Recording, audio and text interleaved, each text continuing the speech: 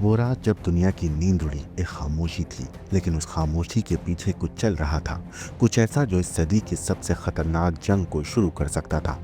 Iran के वो nuclear ठिकाने जो जमीन से 90 मीटर नीचे थे, बंकर जैसे अभेद्य माने जाते थे, लेकिन अमेरिका ने वो किया जो दुनिया सोच भी नहीं सकती थी।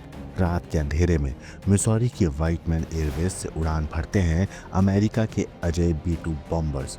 ये महज विमान नहीं थे, ये उड़ते हुए कहर थे।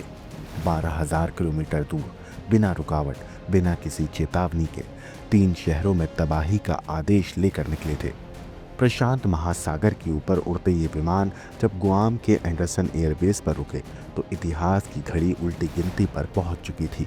ईरान से 9,000 किलोमीटर की दूरी पर, और अमेरिका का प्लान अब किसी फिल्म के स्क्रिप्ट नहीं, हकीकत में बदल रहा था। ईरान के वो परमाणु ठिकाने जिसे अमेरिका ने टारगेट किया, जिन ठिकानों पर अमेरिका ने बंकर तोड़ बम बरसाए, B-2 बॉम्बर से जबरदस्त तबाही मचाई, ईरान के परमाणु साइट्स को नुकसान पहुंचाया, और इस हमले के साथ अमेरिका अब इस युद्ध में सीधे तौर पर कूद पड़ा है। A short time ago, the U.S. military carried out massive precision strikes on the 3 key nuclear facilities in the Iranian regime: Fordow, Natanz, and Esfahan. Iran, the bully of the Middle East, must now make peace. If they do not, future attacks will be far greater and a lot easier. For 40 years, Iran has been saying death to America, death to Israel. They have been killing our people, blowing off their arms, blowing off their legs with roadside bombs. We lost over 1,000 people, and hundreds of thousands throughout the Middle East and around the world have died as a direct result of their hate. In particular, so many were killed by their general, Qasem Soleimani. I decided a long time ago that I would not let this happen. It will not continue. Israel Iran की जंग के बीच लगातार इस बात की अटकलें लगाई जा रही थी कि आखिर अमेरिका ईरान के खिलाफ सैन्य ताकत का इस्तेमाल कब करेगा, क्योंकि ईरान के परमाणु ठिकानों को तबाह करने में इजराइल नाकाम रहा था। ऐसे में बार बार B-2 बॉम्बर्स के इस्तेमाल के लिए इजराइल अमेरिका से अपील कर रहा था। अमेरिका से ईरान की दूरी करीब 12,000 किलोमीटर है। हमलों की तैयारी बेहद सटीक थी। ईरान के 3 परमाणु ठिकाने टारगेट पर थे और इन हमलों की कामयाबी के लिए फुल प्रूफ प्लान बनाया गया।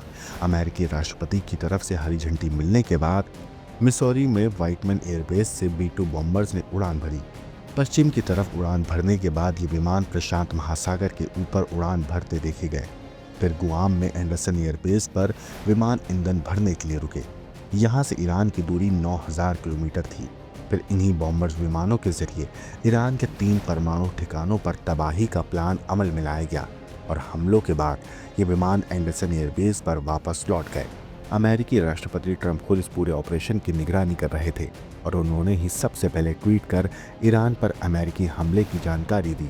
ईरान के जिन परमाणु प्लांट्स को US ने निशाना बनाया है, उसमें सबसे अहम है फोर्डो। इसे ईरान की सबसे सुरक्षित न्यूक्लियर साइट माना जाता है। ये पहाड़ी के बीच 90 मीटर गहराई में मौजूद है। अमेरिका ने हमले के लिए जिस B-2 बॉम्बर का इस्तेमाल किया, जो 60 मीटर ज़मीन के नीचे जाकर तबाही मचाने में सक्षम है, ईरान के खिलाफ अमेरिका अपने अभियान को सफल बता रहा है। साथ ही ईरान के जवाबी हमले पर खतरनाक अंजाम की चेतावनी दे रहा है। अमेरिका ने ईरान पर हमले का प्लान पहले ही बना लिया था। जब G7 की बैठक से अचानक ट्रंप लौटे थे, तभी माना जा रहा था कि ईरान पर हमले का काउंटडाउन शुरू हो गया है। लेकिन फिर ट्रंप ने ईरान को 2 हफ्ते की मोहलत दी, लेकिन इससे पहले ही ईरान पर हमला कर तबाही मचा दी गई। बताया जा रहा है कि ईरान जिस तरह से इजराइल पर जवाबी हमले कर रहा था, उससे इजराइल को काफ़ी नुकसान पहुंच रहा था, जिसके बाद इजराइल की ओर से ईरान को 2 हफ्ते का वक्त न देने की बात की गई, और ट्रंप की मंजूरी के साथ ही ईरान पर बमों की बरसात हो गई। ब्यूरो रिपोर्ट, क्राइम तक।